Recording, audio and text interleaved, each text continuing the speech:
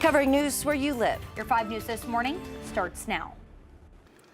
Well, hey, good morning. Thanks so much for waking up with us here on 5 News this morning. We made it to Friday. So how's the week been so far? I feel like it's been long, right? I've tried to get a walk in every day because the weather's just been perfect. I feel the opposite. I feel like it's been a really nice week so far. Actually, we've seen a lot of sunshine all week. It's been warm, but today's been the day that we've been building up to. At first, we were talking about some storms.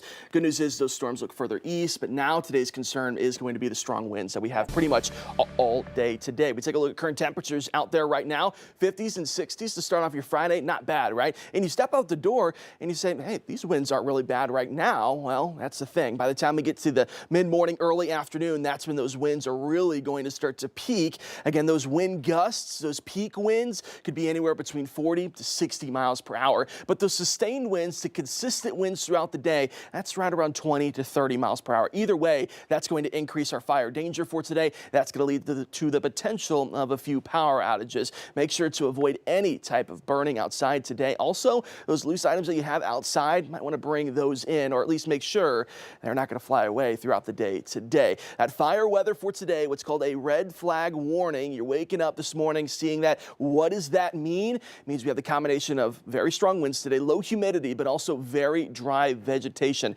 Those combined together lead to the perfect mix for any type of fires to accelerate very quickly. Doesn't mean there's any immediate fire danger, but if we do have a fire, that could accelerate very quickly throughout the day today. Current winds, not bad right now, sustained right around 10 miles per hour. But as we get later on this morning into the early afternoon, that's where we could see these really high winds start to come across the area. The good news is that they start to die down by the time we get late this evening. Talk about that weekend forecast coming up. All right, thanks for that. Stephen, well, dry and windy conditions will continue to raise fire dangers across the area. As we mentioned, overnight, crews worked to actually contain one near Beaver Lake. And while it is under control now, firefighters are keeping a close eye on the area. 5 News reporter Morgan Wrigley is live at the scene with what it looks like this morning. Good morning, Morgan. Good morning, Tiffany and Joe. Crews were out here late into the night battling those flames, and we're just east of Beaver Lake near Piney Point Baptist Church. And this is what the scene looks like this morning. You can see, even though it's dark, the charred ground here, the trees, and just a lot of smoke. And off in the distance, we are sometimes seeing some little sparks or flames pop up. That's why crews are still on scene, monitoring those to make sure that they don't reignite. We do have video of what that fire looked like just a few hours ago, much different than now. And that shows us just how easily these flames can spread, especially with high winds like we've had. The Piney Point Fire Department did confirm that the fire is contained this morning, but they're still monitoring it. And this fire comes as several counties have issued burn bans due to the dry and windy weather. So of course that means no outdoor burning of brush, trash, or debris.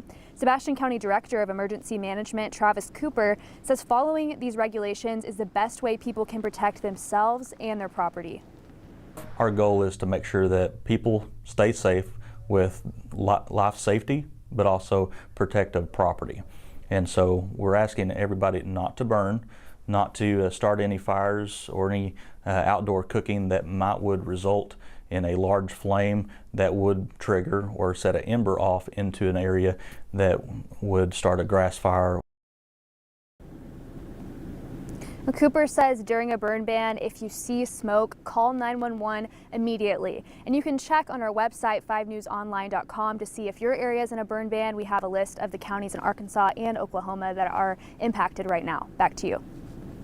Thanks for that, Morgan. Well, this morning, multiple counties in Arkansas and Oklahoma are under a burn ban. You can see them right here on this map. We checked this morning. Benton County now been added to that list. Crawford, Sebastian, Franklin, and Johnson counties are also under a burn ban, along with Carroll and Boone counties. Well, continuing coverage this morning, an Arkansas lawmaker says that he wants even more money set aside for construction of a state prison in Franklin County. Senator Jimmy Hickey of Texarkana filed an amendment to the appropriations bill that would establish a restricted reserve fund for no less than $1 billion for the project. The original bill would have allocated $750 million towards construction. Natalie Cadena with Gravel and Grit, a group created to oppose the prison, says seeing the numbers keep climbing is not surprising. It's not going to be built for under 1.5 billion. And, we don't know what infrastructure costs would add to that. I mean, roads and water and sewer and utilities and all of that could increase it another $500 million. We reached out to Senator Hickey to ask why he filed the amendment. We haven't heard back yet. The Special Language Subcommittee is set to discuss the bill on Tuesday. Well, happening today, the Walmart Museum will reopen its doors to the public. A ceremony will take place at 1 this afternoon in downtown Bentonville. The senior director says workers have doubled the size of the museum.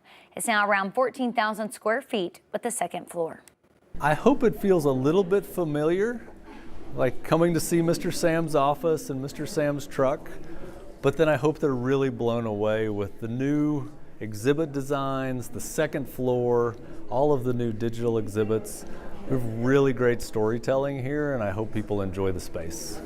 Well, the museum also features digital experiences, AI technology, drawing from recordings of Sam Walton and concepts that he talked about during his lifetime.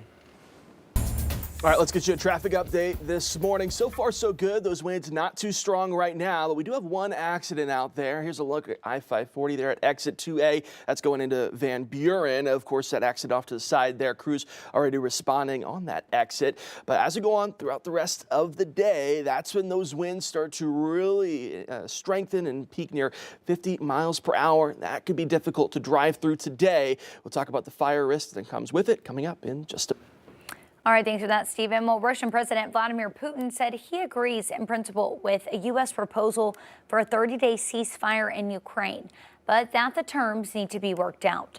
President Trump's Middle East envoy, Steve Witkoff, and his team are in Moscow for meetings with Russian officials. Well, Senate Minority Leader Chuck Schumer said that he will vote to prevent a partial government shutdown at midnight. Lawmakers are preparing to take up a GOP funding bill today. The measure would fund the government through September. The bill must get support from some Senate Democrats in order to pass.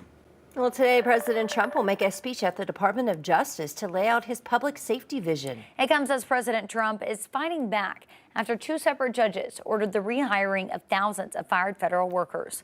Jared Hill has more. Fired federal workers ordered back on the job.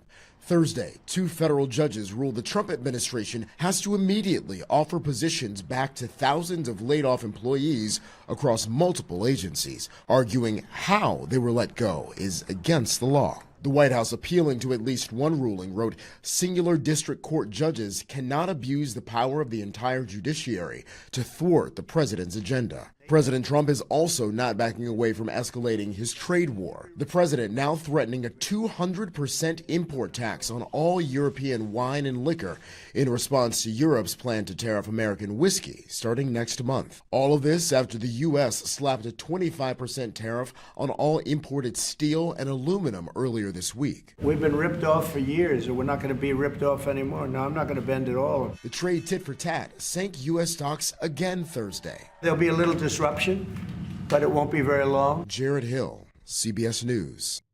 Well, meanwhile, the head of the U.S. Postal Service says it is moving forward with a plan to eliminate around 10,000 jobs, though through a voluntary early retirement program. One of those agencies impacted by mass firings is the Department of Veterans Affairs. There will be a rally in front of the Fayetteville VA Hospital tomorrow, starting at noon, to bring awareness to the cutbacks. Bruce Abel is president of the local American Federation of Government Employees. The union represents all the workers at the Fort Smith and Fayetteville VA sites, as well as sites in Ozark, Branson, Springfield, and Joplin, Missouri. He says that he understands there needs to be cuts, but only in a way that makes sense. I don't think anybody could argue that that shouldn't be done. You'd be fiscally irresponsible to not do that.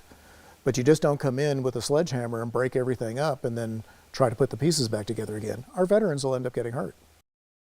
Well, he says not only are his workers concerned, the local patients they serve are also worried.